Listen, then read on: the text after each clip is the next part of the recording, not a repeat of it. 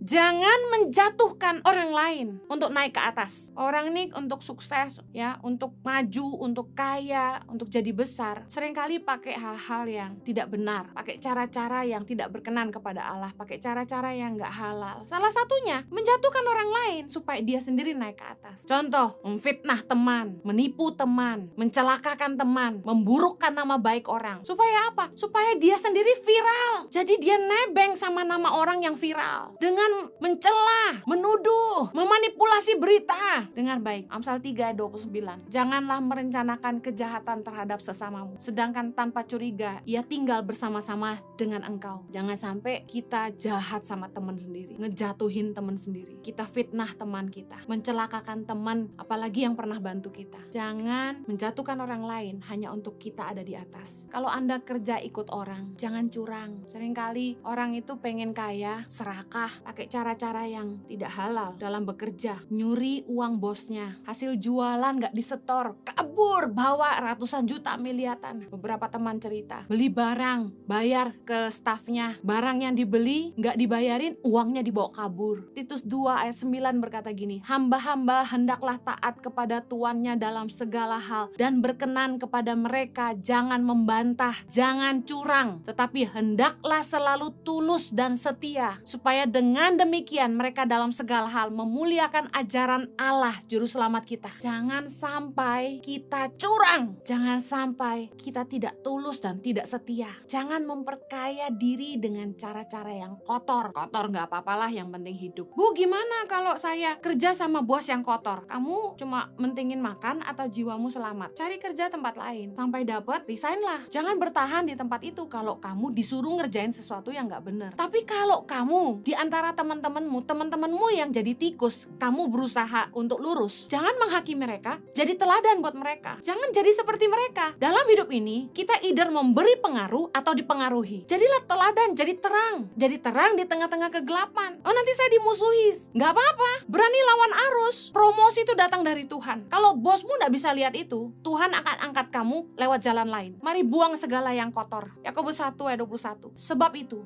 buanglah segala sesuatu yang kotor dan kejahatan yang begitu banyak itu, dan terimalah dengan lemah lembut firman yang tertanam di dalam hatimu, yang berkuasa menyelamatkan jiwamu. Kita harus membuang semua yang kotor. Jangan punya prinsip kotor gak apa-apa, yang penting hidup. Kita harus buang semua kejahatan. Ayo terima dengan lemah lembut firman Tuhan yang disampaikan, karena itu yang berkuasa menyelamatkan jiwamu. Gak cukup cuma dengar firman, kita harus merenungkan dan menghidupi firman, karena itu yang berkuasa menyelamatkan jiwa kita. Kalau kita ingin Tuhan bela kita, hiduplah dalam kebenaran, karena tanpa hidup dalam kebenaran dan ikut aturan, Tuhan juga tidak akan bela kita. Kalau kita ingin hidup kita berkenan kepada Allah, mari jangan hidup lagi dengan cara-cara kotor. Jangan cinta uang tapi cinta Tuhan. Uang bukan segalanya, tapi Tuhanlah segalanya dalam hidup kita.